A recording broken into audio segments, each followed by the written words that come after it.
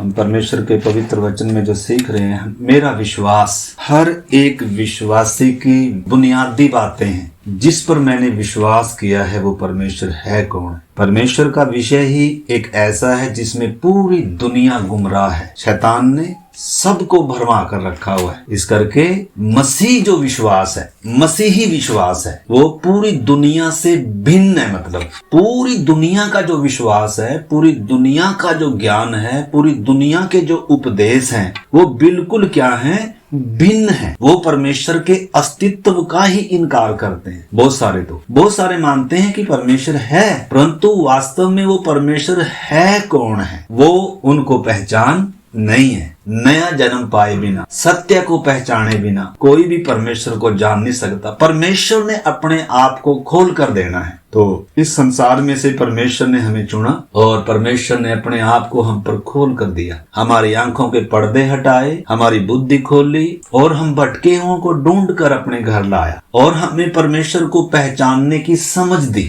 हम पहला यूहन्ना 5 का वो 20 में सीख रहे थे। तो जो मसीही विश्वास है वो क्या है कि एक परमेश्वर है और वो जीवित है और सृष्टि उसके हाथों की क्या है, हस्तकला है, और सृष्टि को उसने बड़े मकसद से, बड़ी योजना से बनाया है। और परमेश्वर मनुष्य की भक्ति नहीं, मनुष्य की साधना नहीं, मनुष्य की पूजा नहीं, परंतु परमेश्वर मनुष्य से क्या चाहता है, संबंध चाहता है। इसलिए परमेश्वर ने अपना इकलौता पुत्र दिया ताकि पूरी मानव जाति का परमेश्वर के साथ क्या हो जाए, संबंध हो जाए। परमेश्वर के साथ बिना व्यक्तिगत संबंध के कोई भी परमेश्वर को जान नहीं सकता। आत्मा से जन्म लेना, परमेश्वर से जन्म लेना अति जरूरी है हमने समझना, क्योंकि हर एक इंसान पाप में मुर्दा दशा में है। तो प्राकृतिक मनुष्य कभी भी परमेश्वर को जान नहीं सकता। उसकी दृष्टि में ये जो बातें हैं, परमेश्वर की बातें, आत्मिक बातें, उद्धार की बातें, वो मूर्खता की बातें हैं। तो इस करके प्राकृतिक जो मनुष्य हैं, दुनिया भर में उनके अलग अलग उपदेश हैं। हम उनके बारे में विस्तार से नहीं सीख रहे हैं कि अलग अलग धर्मों में अलग अलग मनुष्य की विचारधाराएं क्या हैं परमेश्वर के प्रति। कोई कुछ कह रहा है, वो सब हमारे पास है, परंतु इतना हमारे पास समय नहीं है कि उन सब बातों में जाएं। और दूसरा, परमेश्वर का विषय भी हम पूरा विस्तार से नहीं सीख रहे हैं। जैसे परमेश्वर के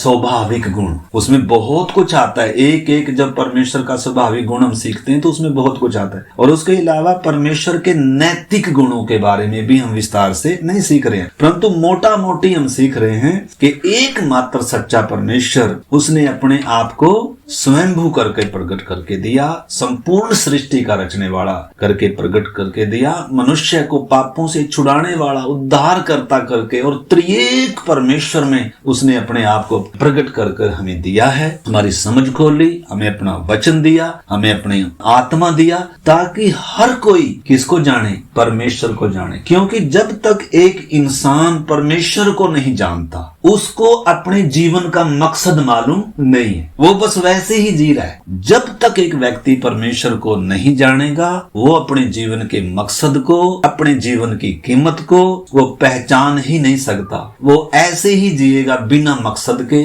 बिना आशा के। तो परमेश्वर ने जब हमें ये सौभाग्य दिया है कि हम उस जीवित और सच्चे परमेश्वर को जाने, उसने हमें समझ दिया, उसने पुत्र, उसने अपना आत्मा, उसने अपना कलाम जब हमें दिया है, तो हमने समझना है मसीह विश्वास दुनिया के विश्वास से भिन्न है। तो हम जब परमेश्वर का विषय सीख रहे हैं, आइए आप मेरे साथ निकाल लें निर्गमन की किताब और उसका 15 अध्याय निकाल लेंगे, 11 वचन से पढ़े। हम देख रहे हैं एकमात्र सच्चा परमेश्वर के बारे में जब हम सीख रहे हैं, तो परमेश्वर की तुलना हम किसी से कर नहीं सकते। हे यहोवा, देवताओं में तेरे तुल्य कौन है? तू तो पवित्रता के कारण महाप्रतापी और अपनी स्तुति करने वालों के भय के योग्य और आश्चर्य क्रम का करता है। देखना, ध्यान से समझना, प्रार्थनाओं के साथ हर एक भाई बहन ने, बच्चों ने, सब ने समझना है। इधर लिखा है 11 आयत में, हे यहोवा, देवताओं में तेरे तुल्य कौन है? कोई नहीं है। देवता लाखों के हिसाब से हैं, करोड़ों के हिसाब से हैं, बल्कि अब तो करोड़ों से भी इंसान को संतुष्टि नहीं है, और भी दुनिया भर के बनाए जा रहा है इंसान, क्योंकि इंसान को तृप्ति नहीं है उनमें। परमेश्वर का स्थान मनुष्य के जीवन में कोई ले नहीं सकता, उसकी पूर्ति कोई नहीं कर सकता। सच्ची शांति, सच्चा आनंद, सच्ची तृप्ति परमेश्वर के पास ही है। इसलिए प्रभु ने उस सामरी स्त्री से कहा था, जो जल तू पी रही है इससे तेरी कभी तृप्ति नहीं होगी। तो हर कोई अपनी प्यास मिटाने में लगा हुआ है, आत्मिक हो या शारीरिक हो या भौतिक, कोई भी हो। मतलब अपने अपने तरीके से इंसान शांति आनंद उसको पाने का प्रयास कर रहा है, लेकिन वो मिट नहीं रही है, क्योंकि वो सिर्फ प्रभु ने कहा मेरे पास वो जल है, जो उस जल में से पिएगा वो कभी प्यासा नहीं हो। तो परमेश्वर है एक इंसान की सबसे पहली जरूरत, सबसे बड़ी जरूरत। बिना परमेश्वर के इंसान मुर्दा दशा में है, उसको कोई आशा नहीं है, उसको कोई उम्मीद नहीं है। और ऐसा भी नहीं है कि 170 साल के जीवन के बाद इंसान का पूरा अस्तित्व खत्म हो जाएगा ना। परमेश्वर ने जब इंसान को बनाया अनंत काल के लिए बनाया है। बाकी जितनी भी सृष्टि बनाई है वो अनंत काल के लिए नहीं है, उसका अस्तित्व थोड़े समय के लिए, आकाश का अस्तित्व थोड़े समय के लिए, इस पृथ्वी का, सृष्टि की सब वस्तुओं का, जीव जंतु पेड़ पौधे पक्षी जानवर जितने भी हैं, इनका अस्तित्व थोड़े समय का है, तात्कालिक है, ये मिटने वाली चीजें हैं। लेकिन इंसान को परमेश्वर ने अनंत काल के बड़े उद्देश्य के साथ बनाया है, अपने स्वरूप अपनी समानता में बनाया और उसके साथ सदा एक संबंध, एक संगति, एक रिश्ते के लिए बनाया है। दुर्भाग्य से रिश्ता टूट गया तो भी परमेश्वर का प्रोग्राम कैंसिल नहीं हुआ, वो परमेश्वर ढूंढ कर आया और फिर से उसने पापी इंसान के साथ रिश्ता क्या कर दिया, फिर से जोड़ दिया। और अब हर दिन परमेश्वर चाहता है कि इंसान परमेश्वर के प्यार को,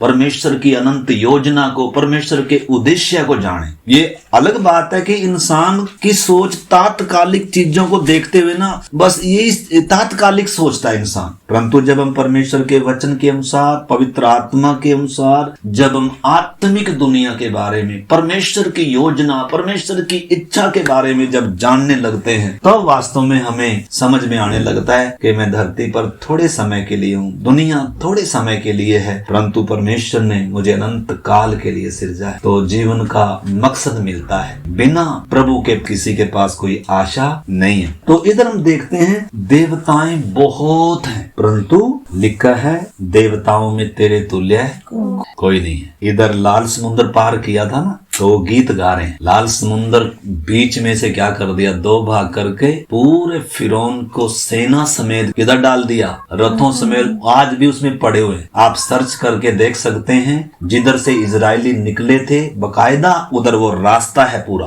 परमेश्वर ने रास्ता बना कर रखा है। आज भी उधर फिरौन के रथ हैं, सबूत है, हर चीज का सबूत है। जहाँ सिनाई पर परमेश्वर उतरा था वो सबूत है, जहाँ सदोम अमोरा में आग बरसी थी आज भी उसका सबूत है, जहाँ नूह की किस्ती थी आज भी वो सबूत है।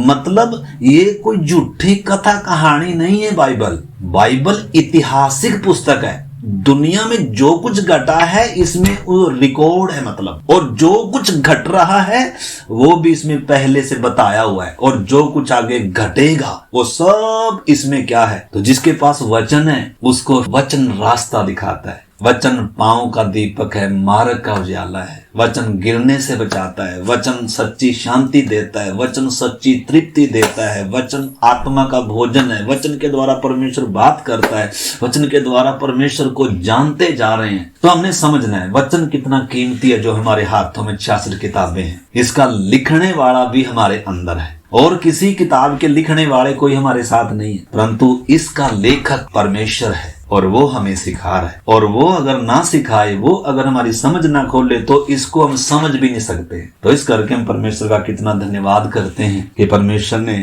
उसको जानने की हमें समझ दी। तो परमेश्वर के तुल्य हम किसी को ना समझे, कोई नहीं है। एक और वचन आप पढ़े मेरे साथ, 2 शमूएल 7:22 से हम पढ़ेंगे ना। इस कारण है यहोवा परमेश्वर तू महान है, क्योंकि जो कुछ हमने अपने कानों से सुना है उसके अनुसार तेरे तुल्य कोई नहीं, और न तुझे छोड़ कोई और परमेश्वर है। इस कारण हे यहोवा परमेश्वर तू महान है, क्योंकि जो कुछ हमने अपने कानों से सुना है उसके अनुसार तेरे तुल्य कोई नहीं है, और तुझे छोड़ और कोई परमेश्वर नहीं है। हालांकि दुनिया भर में लाखों के हिसाब से, करोड़ों के हिसाब से ईश्वर माने जाते हैं। लोग लाखों के हिसाब से मान रहे हैं। देखो आप परमेश्वर का पवित्र वचन क्या कह रहा है। पहला कुरिन्थियों 8 अध्याय निकाल लो और उसका 5 और 6 वचन हम पढ़ के देखें।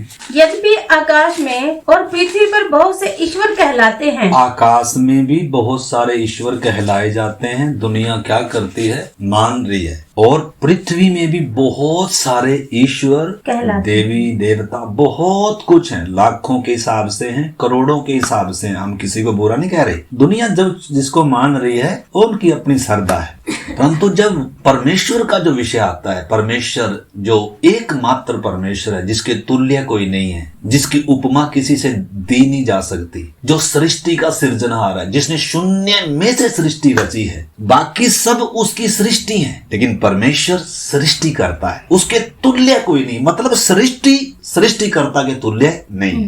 ये शैतान का धोखा है कि उत्पत्ति में क्या कहा उसने कि तू परमेश्वर के तुल्य हो जाएगा। और इंसान के मन में आज ये बात बैठ चुकी है कि इंसान भी परमेश्वर के तुल्य है, सृष्टि भी परमेश्वर के तुल्य है। इस करके करोड़ों लाखों बनते जा रहे हैं। परंतु मेरे प्यारे भाई बहनों, हमने समझना है। इधर लिखा है, क्या लिखा है? 5-6 वचन पढ़े। यद्यपि आकाश में और पृथ्वी पर बहुत से ईश्वर कहलाते हैं, जैसा कि बहुत से ईश्वर और बहुत से प्रभु हैं, तो भी हमारे लिए तो एक ही परमेश्वर है, अर्थात पिता, जिसकी ओर से सब वस्तुएं हैं और हम उसी के लिए हैं। और एक ही प्रभु है, अर्थात यीशु मसीह, जिसके द्वारा सब वस्तुएं हुई और हम भी उसी के द्वारा हैं। हाँ, एक ही परमेश्वर है। मतलब भले ही बहुत सारे ईश्वरों को मान्यता दी जाती है, बहुत सारे प्रभु हैं, बहुत सारे देवी देवताएं हैं, लेकिन जब बात परमेश्वर की आती है, जब बात सृष्टिकर्ता की आती है, जब बात उद्धारकर्ता की आती है, जब बात अनंत जीवन देने वाले की आती है, छुड़ाने वाले की आती है, तो और कोई नाम नहीं है। इसलिए परमेश्वर के पवित्र वचन में 1 तिमोथी और 2:3 से 5 तक हम सीख रहे थे। परमेश्वर चाहता है, परमेश्वर की इच्छा है कि हर मनुष्य का उद्धार हो जाए और हर कोई सत्य को क्या कर ले? पहचान ले। क्योंकि सत्य एक ही है, परमेश्वर एक है और परमेश्वर और मनुष्यों के बीच में बिचवई भी एक ही है। परमेश्वर एकमात्र है, उद्धारकर्ता भी एकमात्र है, जिसने संपूर्ण मानव जाति के लिए अपना प्राण दिया है। तो मेरा और आपका या मसीह जो विश्वास है दुनिया से कितना उच्च कोटि का है। इसलिए हमने समझना है, जिस पर मैंने विश्वास किया है वो कभी धोखा नहीं देता, वो कभी झूठ नहीं बोलता, वो कभी त्यागता नहीं है। परंतु उसका मतलब ये नहीं है कि हम मतलब अपनी पापों को ना माने या पापों को ना छोड़े ना। परमेश्वर पाप से कोई क्या नहीं करता? समझौता नहीं कर। पापियों के लिए अपना प्राण दे देगा, लेकिन पापियों के साथ मतलब क्या नहीं कर सकता? मेल नहीं कर सकता। क्योंकि परमेश्वर क्या भी है? न्याय भी। जब हम उसके ईश्वरीय गुण देखते हैं, परमेश्वर क्या भी है? परमेश्वर न्यायी है, परमेश्वर पवित्र है, परमेश्वर धर्मी है। उसका सिंहासन धर्म का सिंहासन है, वो बुराई को सह नहीं सकता। इसलिए तो नरक है। हमने समझना है, अगर परमेश्वर न्यायी ना हो तो फिर तो डरने की जरूरत ही नहीं है। फिर तो हम जैसे मर्जी चले, जैसे मर्जी, या हम अपने आप से बन गए हों फिर भी हमारा कोई न्याय नहीं है। परंतु अगर एक ने सृष्टि को बनाकर, सारी चीजों को हमारे लिए बनाकर हमें सिरजा है, इसका मतलब उसने बड़े उद्देश्य से हमें बनाया है। अगर हम उसका उद्देश्य नहीं पहचाने, उसकी इच्छा नहीं पहचाने, तो हमारा जीवन न केवल इस धरती का जीवन बेकार है, बल्कि अनंत काल हमारा जीवन बेकार है और हम परमेश्वर की योजना से क्या हो जाएंगे? बाहर हो जाएंगे। दोबारा मौका नहीं होगा। इस करके हमें पहचानना है, समझना है बातों को। एक वचन और मेरे साथ आप पढ़ेंगे, मत्ती 23 अध्याय निकालें, 9 और 10 भी पढ़ेंगे। प्रभु यीशु ने भी क्या कहा? पृथ्वी पर किसी को अपना पिता न कहना। पृथ्वी पर किसी को अपना पिता न कहना, क्योंकि तुम्हारा एक ही पिता है। तुम्हारा एक ही पिता परमेश्वर है, जो स्वर्ग में है, जो स्वर्ग में है। और स्वामी भी न कहलाना, और किसी को अपना स्वामी भी न कहलाना, क्योंकि तुम्हारा एक ही स्वामी है। तुम्हारा एक ही स्वामी है, अर्थात मसीह। अर्थात मसीह। मतलब एक ही परमेश्वर है और एक ही प्रभु है। पहली सदी के विश्वासी विश्वासियों ने पता है अपना सर्वस्व कुर्बान करना पड़ा। बड़े बड़े सम्राट होते थे, बड़े बड़े राजा होते थे, उनके सामने दंडवत करना पड़ता था। वो अपनी मूर्तियां खड़ी कराते थे, सारी दुनिया को बोलते थे कि हमें ही परमेश्वर मानो, हमारी ही सजदा करो, और हम ही क्या है, परमेश्वर का समानता में अपने आप को समझते थे। परंतु जिसने यीशु को अपना प्रभु माना है वो और किसी को प्रभु मान नहीं सकता। ये सिर किसी के सामने झुक नहीं सकता है। अगर सत्य को पहचाना है तो उन्होंने अपना सर्वस्व दिया है इस सच्चाई के लिए, अपने प्राणों को दिया है, अपने लहू को बहा दिया, अपने सर्वस्व को, मतलब इस सच्चाई के लिए, इस प्रभु के लिए एक बलिदान हुआ, एक मरा है, और उसके लिए करोड़ों करोड़ों ने अपना सर्वस्व बलिदान कर दिया, अपना सर्वस्व दे दिया। इतना ही नहीं, करोड़ों की संख्या में लाइन में लगे हुए हैं, भाई जी चाहे कुछ भी कर दो, हम इसका इनकार नहीं कर सकते। लेकिन अगर इसको हम जाने नहीं है तो इनकार करने में देर भी, पतरस के समान इनकार करने में देर भी नहीं लगाएंगे। मैं उसे जानता नहीं। तो इस करके हमने परमेश्वर का जब हम विषय सीख रहे हैं उसको अच्छे से समझना। जल्दी से आप आए मेरे साथ, पहला राजा निकालें और उसका 8 का 23 वचन पढ़ेंगे। वचनों के द्वारा हमारा विश्वास और मजबूत हो जाए। पहला राजा 8 अध्याय और उसका 23 वचन। हे इज़राइल के परमेश्वर, तेरे समान न तो ऊपर स्वर्ग में और न नीचे पृथ्वी पर कोई ईश्वर है। तेरे जो दास अपने संपूर्ण मन से अपने को तेरे सन्मुख जानकर चलते हैं, उनके लिए तो अपनी वाचा पूरी करता है और करुणा करता रहता है। हे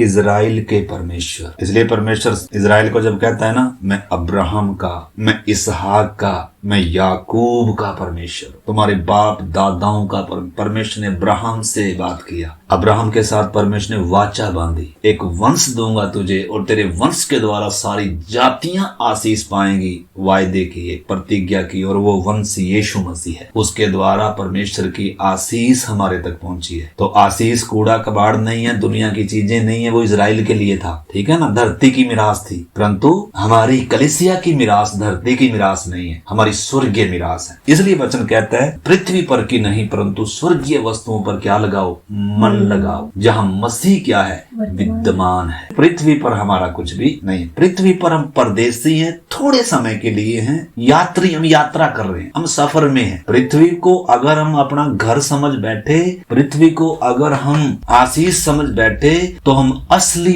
मकसद से, असली लक्ष्य से क्या हो जाएंगे, भटक जाएंगे। इसलिए प्रभु के वचनों को हमने अच्छे से क्या करना है, समझना है। ये सब थोड़े समय का, जैसे सदोम और अमोरा था, अच्छी तरह अच्छा देश था, अच्छे नगर थे, लेकिन पाप बुराई वहाँ बढ़ी हुई थी। और उधर परमेश्वर ने कहा लूत को कि इस नगर में से जल्दी से क्या हो जा, निकल जा, इसकी किसी भी चीज का क्या ना कर, लालच ना कर, और जल्दी से इसमें से निकल जा। हालांकि वो बहुत देर कर रहा था। स्वर्गदूतों ने उसको तो क्या कर दिया, बाजू पकड़ कर निकाल दिया, उनको बोला पीछे मुड़कर नहीं देखना और आगे निशाने की ओर देखो और निकल जाओ, ये जलने जा रहा है। और हुआ भी ऐसे। वो नगर आज भी सबूत है, सदोम अमोरा राख है। उसी प्रकार ये दुनिया पतरस ने पहले से बता दिया, 2000 साल पहले से, किसी वैज्ञानिक के बताने से। आज विज्ञान पूरा बता रहा है ये पृथ्वी जलने जा रही है, तापमान बढ़ता जा रहा है, पेड़ पौधे कम होते जा रहे हैं, पृथ्वी कवर होती जा रही है, प्रदूषण बढ़ते जा रहे हैं, पूरी दुनिया चिंतित है, धरती को बचाएं कैसे,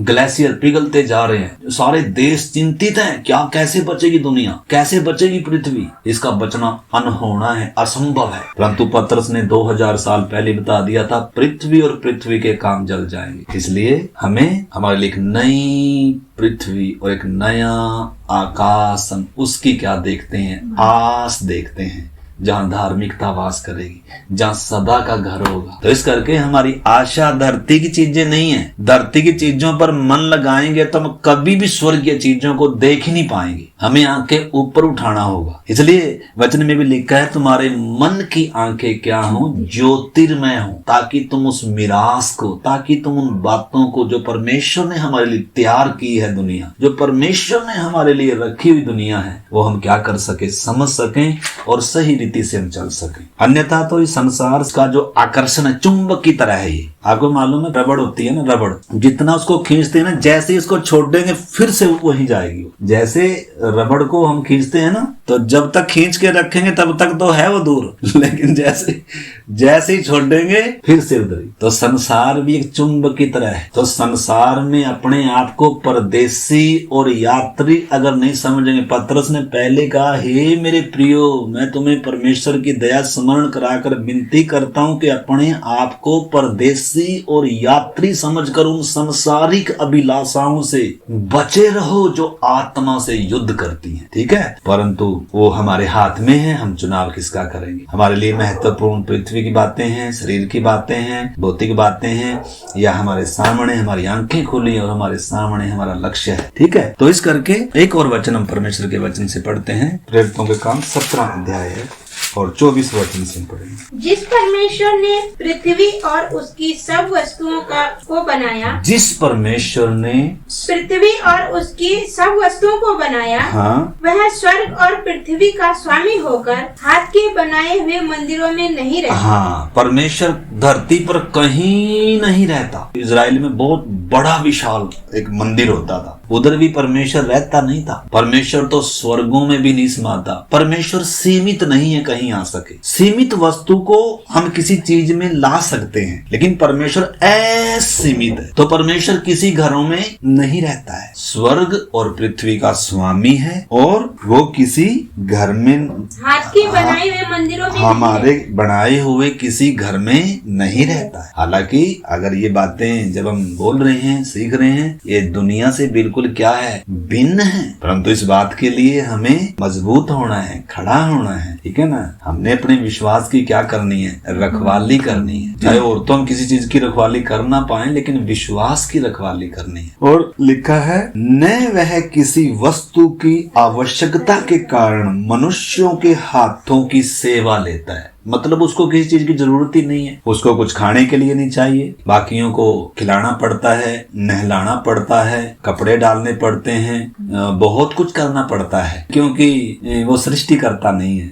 उनके सृष्टिकर्ता हम है, इंसान है, परंतु परमेश्वर वास्तव में जीवित परमेश्वर है, उसको हमारा कुछ नहीं चाहिए, हमने समझना है। और आगे लिखा है, क्योंकि वह स्वयं ही सबको जीवन और श्वास देता और सब कुछ देता है। उसने एक ही मूल से मनुष्यों की सब जातियां सारी पृथ्वी पर रहने के लिए बनाई हैं और उनके ठहराए हुए समय और निवास की सीमाओं को इसलिए बांधा है कि वे परमेश्वर को ढूंढें, कदापि उसे टटोल कर पाएं, तो भी वह हम में से किसी से दूर नहीं है, क्योंकि हम उसी में जीवित रहते और चलते फिरते हैं। अतः परमेश्वर का वंश होकर हमें यह समझना उचित नहीं है कि ईश्वर तब सोने या रूपे या पत्थर के समान है। ये समझना उचित नहीं। हालांकि दुनिया समझ रही है, कोई बात नहीं, हम किसी को मतलब गलत नहीं बोलेंगे, वो सबका अपना अपना विश्वास है। परंतु इधर वचन लिखा है, अतः परमेश्वर का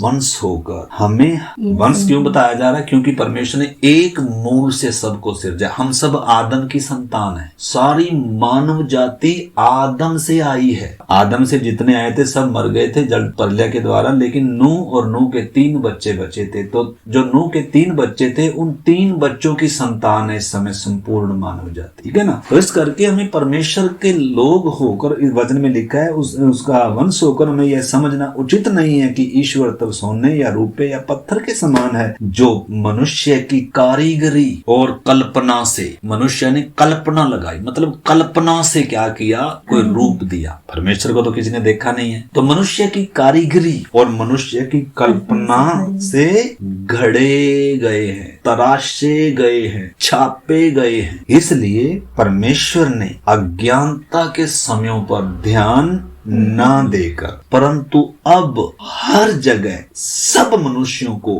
मन फिराने की आज्ञा देता है। सब मनुष्यों को हर जगह मन फिराने की आज्ञा है। सुसमाचार पर विश्वास करो।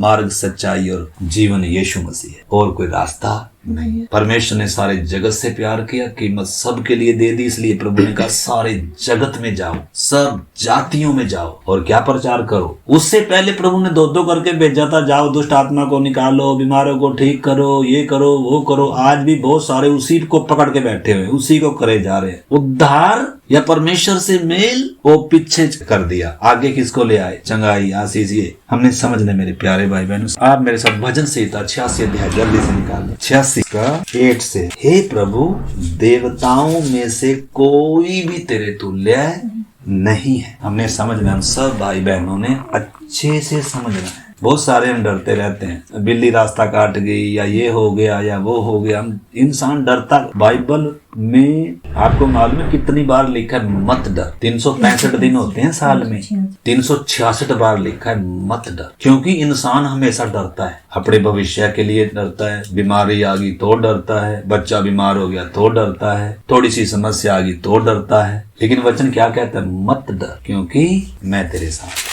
मैंने तुझे छुड़ा। चेले बहुत बार डर रहे थे, उनको भी कहा क्यों डरते हे अल्प विश्वासियों, क्यों डर रहे हो? यीशु मसीह उनकी नाव में है, लेकिन झील में बहुत ऊंची ऊंची क्या लग रही हैं, लहरें लग रही हैं, और वो डरे हुए हैं। ओहो हम तो अभी मरे बस, और हम तो इसके पीछे चले, और इसको तो हमारी क्या ही नहीं है चिंता। नहीं, कई बार ऐसे भी होने देगा। प्रभु लहरें आने देगा और हमें देखेगा हम करते क्या है। प्रभु लहरें आने देगा समुन्द्र में, हमारी किश्ती से जोर जोर से टकराएंगी और हमें तो लगेगा बस गया अब तो गया। और हम करेंगे, हम चेले प्रभु को उठा रहे थे, हे प्रभु तुझे हमारी चिंता नहीं, देखा हम तो मरे जा रहे। प्रभु ने कहा हे अल्प विश्वासियों, हे अल्प विश्वासियों तुम क्यों संदेह करते? तो प्रभु ने क्या किया? आंधी और तूफान को शांत किया। सृष्टि पर उसका अधिकार है, सृष्टि उसकी आवाज को पहचानती है, समुद्र उसकी आवाज पहचानता है, आंधी उसकी आवाज पहचानती है। उसको मालूम है कहाँ मछली और मछली के पेट में एक सिक्का है। उसको मालूम है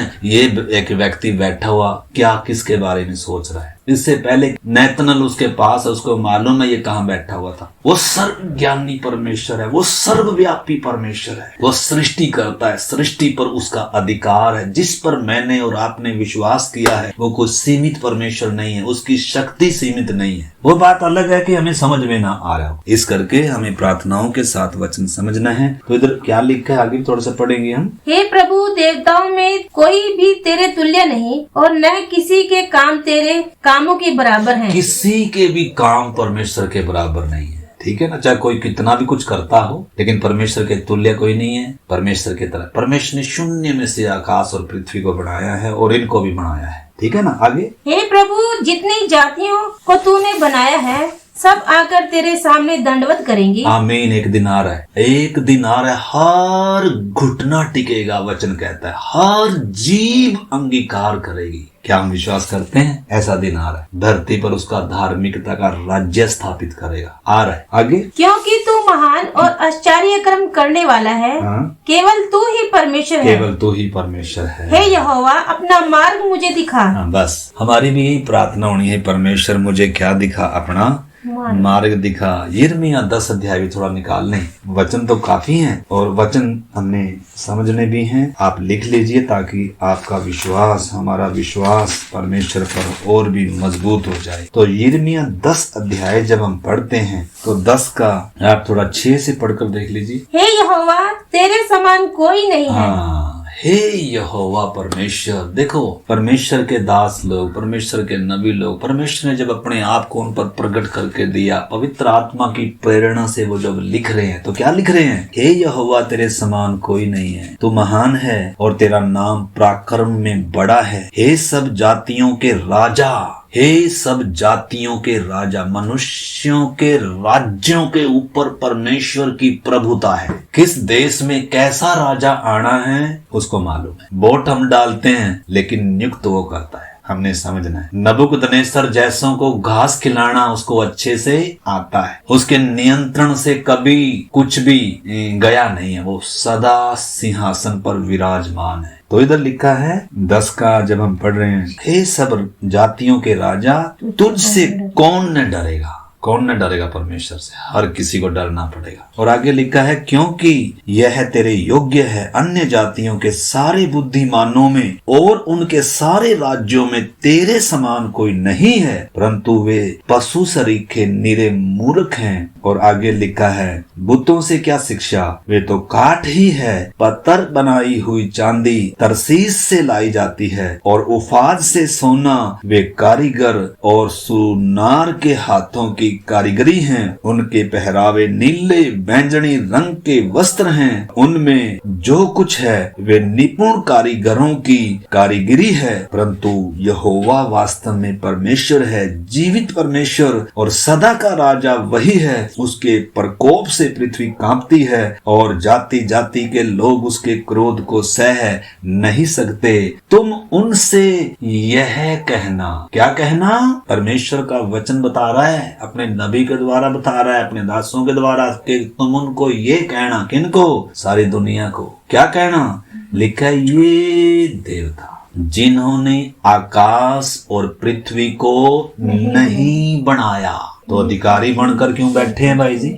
आज कितने सृष्टि पर अपना अधिकार जमा कर बैठे हुए हैं, मनुष्य पर अपना अधिकार जमा कर बैठे हुए हैं। लेकिन यीशु ने कीमत दी है और हमारे हाथों में अधिकार दिया है, जाओ सबको मेरा चेला बनाओ, पिता पुत्र पवित्र आत्मा के नाम से बपतिस्मा दो। स्वर्ग और पृथ्वी का सारा अधिकार मेरे पास है। और इधर लिखा है, उनसे क्या कहना? ये देवता जिन्होंने आकाश और पृथ्वी को नहीं बनाया, वे पृथ्वी के ऊपर से और आकाश के नीचे से सब एक दिन क्या हो जाएंगे जी? सब चले भी जाएंगे, सब चले भी जाएंगे। 9:23 इसी पेज पे है। यहोवा यूं कहता है, यहोवा यूं कहता है, बुद्धिमान अपनी बुद्धि पर घमंड ना करे और न वीर अपनी वीरता पर, वीर अपनी वीरता पर, न धनी अपने धन पर घमंड करे, अपने धन पर, न ज्ञानी अपने ज्ञान पर। न मतलब घमंड करने का कोई विषय ही नहीं है। घमंड करना है, गर्व की बात अगर कुछ होनी है तो किस बात पर होनी है? कि वह परमेश्वर को जानता है और उसको समझता है कि मैं ही यहोवा हूँ जो पृथ्वी पर करुणा और न्याय और धर्म के काम करता है, क्योंकि मैं इन्हीं बातों से प्रसन्न रहता हूँ। एक आयत और पढ़े फिर प्रार्थना। मिका की किताब 7:18। तेरे समान ऐसा परमेश्वर कहाँ है जो अधर्म को क्षमा करे और अपने निज भाग के बचे हुओं के अपराध को ढांप दे। वह अपने क्रोध को सदा बनाए नहीं रहता, क्योंकि वह करुणा से प्रीति रखता है। आमीन। तेरे समान ऐसा परमेश्वर कहाँ है जो अधर्म को क्षमा करे और अपराध को ढांप दे। वह अपने क्रोध को सदा बनाए नहीं रखता, क्योंकि वह करुणा से प्रीति रखता है। तो मतलब तेरे समान ऐसा परमेश्वर कहाँ है? कहीं नहीं। परमेश्वर के तुल्य कोई नहीं है, परमेश्वर के जैसा कोई नहीं है। इस करके परमेश्वर ने अपने लोगों को शुरू से कहा था कि तुम मुझे छोड़कर किसी को भी ईश्वर कर कर न मान। तो इस करके आइए मेरे प्यारे भाई बहनों, परमेश्वर से धन्यवाद के साथ प्रार्थना करें, प्रभु हमारे विश्वास को भी मजबूत करे और हम भी उस जीवित परमेश्वर में विश्वास में बढ़े और उसको और जाने, उसकी इच्छा योजना में हम भागीदार हो जाए। प्रार्थना करें। हालेलुया। प्रभु आज के दिए वचन के लिए हम सब के लिए धन्यवाद हो प्रभु। सचमुच में जब दुनिया प्रभु इस विषय में अज्ञानता में है प्रभु जी, भले ही हमारे पास दुनिया के सुख सुविधा के सारे साधन नहीं होंगे प्रभु, हम गरीब होंगे, बीमार होंगे, तरह तरह से शायद मुसीबत होगी प्रभु जी, संसार में शायद दुख होगा, कष्ट होगा, क्लेश होगा परिवार में, शरीर में, लेकिन खुदावन हम आपका धन्यवाद करते हैं। आपने प्रभु हमारी आत्मिक आंखें खोल दी, समझ खोल दी सत्य को पहचानने के लिए, और आपने अपने पुत्र में हमें अनंत जीवन दिया, हमें प्रेम किया और अपने आप को हम पर प्रकट कर रहे हैं। हम आपका धन्यवाद करते हैं, विनती करते हैं हर दिन आपको हम जाने, आपके कामों के द्वारा, आपके वचन के द्वारा, आपकी उपस्थिति के द्वारा प्रभु जी हम एक एक दिन आपको और भी निकटता से, गहराई से जानने पाए और प्रभु हम आपके साथ, आपकी इच्छा के अनुसार, आपकी खुशी, आपकी इच्छा के लिए जीने पाए प्रभु जी। आप हम सबकी ऐसी मदद और सहायता करना। धन्यवाद, सारा आदर, सारी महिमा आपको देते हैं और प्रार्थना को प्रभु यीशु मसीह के नाम से मांगते हैं। आमीन।